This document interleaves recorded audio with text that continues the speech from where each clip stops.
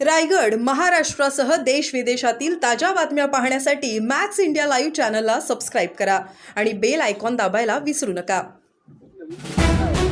कालची वांग संजय राऊत यांची उतरली नाही असं मी म्हणणार नाही, कारण रोजच नशा करूनच ते वक्तव्य करत असतात. पृथ्वीराज चव्हाण यांनी स्वतः या गोष्टीचा इन्कार केलेला आहे, त्यांनी नकार दिलेला आहे.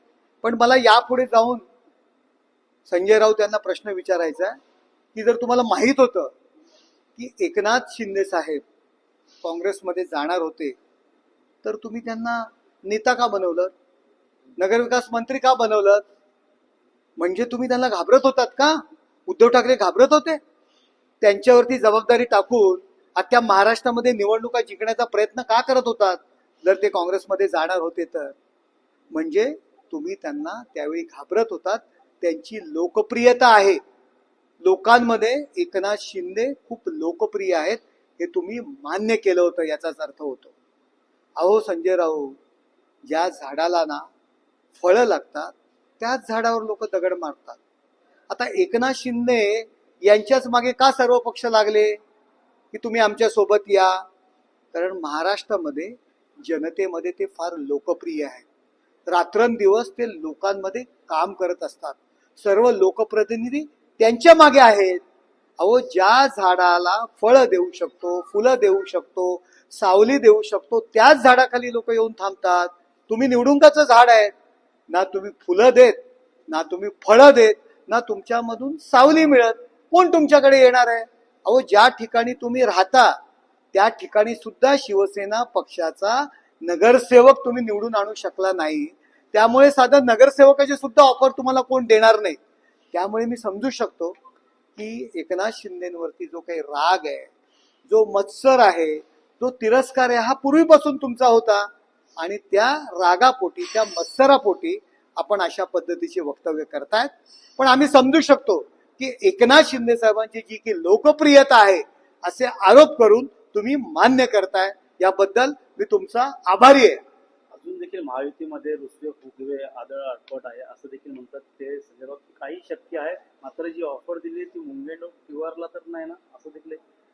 अहो, हे एकनाथ शिंदेबद्दल टीका करणं, टिप्पणी करणं आणि माध्यमांमध्ये राहणं याकरता हे सर्व गोष्टी सुरू आहेत. अमित भाईंवरती टीका करायची, त्यांच्याबद्दल अपशब्द बोलायचे आणि एकीकडे भाजप जवळ घेतो का हे प्रयत्न करायचे. हे भांग पिऊनच हे बोलतायत ना. अहो, अमित भाईंवरती रात्रंदिवस टीका करतात, ती भाजप यांना जवळ घेईल का? पण भांगेच्या नशेत ते करत असतात. टीका टिप्पणी केल्यानंतर त्यांच्याच लक्षात येतं मी काय बोललो, पुन्हा दुसऱ्या दिवशी नशा करून अशाच पद्धतीचे वक्तव्य करतात. त्यामुळे तिकडे लक्ष देण्याची गरज नाही. शिंदे यांचा भगव्याशी काही संबंध नाहीये. त्यांच्या हाती जो झेंडा आहे तो भाजपचा झेंडा आहे. खरा भगवा जो आहे तो उद्धव ठाकरेंचा असं देखील. उद्धव ठाकरे यांच्या हाती भगवा झेंडा होता, आम्ही कबूल करतो.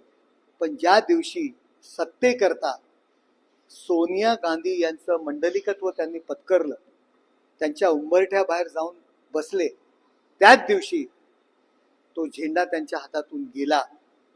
संजय राऊत यांच्यामुळे गेला. लोकसभा निवडणुकीमध्ये मुल्ला मौलवींना लाखो करोडो रुपये वाटून शिवसेनेला मतदान करण्याचं आवाहन केलं. त्यावेळी तो भगवा झेंडा कुठे गेला होता? स्वातंत्र्यवीर सावरकर यांना शिव्यांची लाखोली वाहणाऱ्या राहुल गांधींना आपण मिठ्या मारत होतात, त्यावेळी भगवा झेंडा कुठे गेला होता? अहो, हिंदू हृदय सम्राट हे म्हणण्याकरता तुम्हाला लाज वाटत होती, त्यावेळी हा भगवा झेंडा कुठे गेला होता? अहो, काल परवा जेव्हा या महाराष्ट्रातून क्रूर औरंगजेबाचं स्मारक नष्ट करावं, या देशातील मुघलांची स्मारकं, इंग्रजांची स्मारकं ज्यांनी या देशावर आक्रमण केलेत ही नष्ट करावे, हा मुद्दा ज्यावेळी मी संसदेत मांडला, दुसऱ्या दिवशी आपण त्या क्रूर औरंग्याची बाजू घेतली, त्यावेळी तुमच्या हातातला भगवा झेंडा कुठे गेला?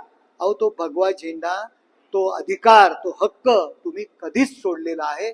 तुम्हाला भगवा झेंडा हे नाव घेण्याचा सुद्धा अधिकार राहिलेला नाहीये. काँग्रेसमध्ये जाण्यासाठी त्यांनी जी दोन नावं घेतली, पृथ्वीराज चव्हाण असेल, अहमद पटेल, ते सध्या राहिले नाही. अशा दोघांची नावं घेतली आणि सकाळी जी बैठक दिल्लीत झाली असं त्यांचं म्हणणं आहे. खास करून पृथ्वीराज चव्हाणांनीच नकार दिलेला आहे. आता पृथ्वीराज चव्हाणच म्हणालेले आहेत की मला माहित नाही पृथ्वीराज चव्हाण आहेत. सर, शेवटचा प्रश्न. शरद पवारांनी मोदींना पत्र लिहून कौतुक केलेलं आहे. हा? शरद पवारांनी मोदींचं पत्र लिहून कौतुक केलेलं आहे. नरेंद्र मोदी साहेब काम करतात. पवार साहेब हे देशाचे नेते आहेत. त्यांना कळतंय की कोण काम करतं, कोण करत नाहीये. त्यामुळे काम करणाऱ्या माणसाचं नेहमीच कौतुक होणार. त्याच्यामध्ये राजकारण करण्याची गरज नाही. ते संजय राऊत आणि उद्धव ठाकरे यांना कळत नाहीये.